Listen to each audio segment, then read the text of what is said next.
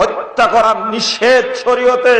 কোন ব্যক্তি কাউকে যদি হত্যা করে আর পৃথিবীর সকল মানুষ যদি সাপোর্ট করে, ধরুন আজকে আমার ফাঁসি দেওয়া হবে, আমি নিরপরাধ মানুষ, এই ফাঁসি যারা দিচ্ছে আর যারা দেখছে গোটা পৃথিবীর মানুষ সবাই এই ফাঁসিতে সন্তুষ্ট।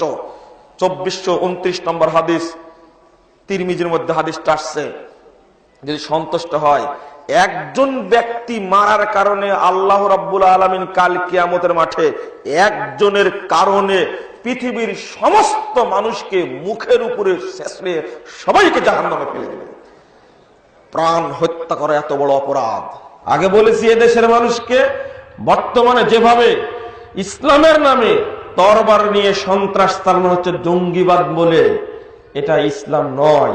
মানুষকে তখন আমরা বুঝাতে পেরেছিলাম, অপেক্ষায় ছিলাম, পরবর্তীতে পরিষ্কার হয়নি। গত কিছুদিন আগে একজন গ্রেফতার হয়েছে।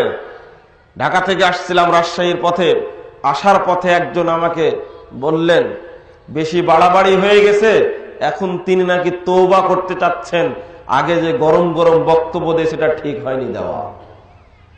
হতেই হবে, শরীয়ত চূড়ান্ত। আপনাদেরকে এটা বলছি, যেটা সুন্নাত, সুন্নাতের আলোকে প্রমাণিত হবে সেটা কাকড়ে ধরতে হবে, যেটা সুন্নাত নয় সেটা বাদ দিতে হবে। যে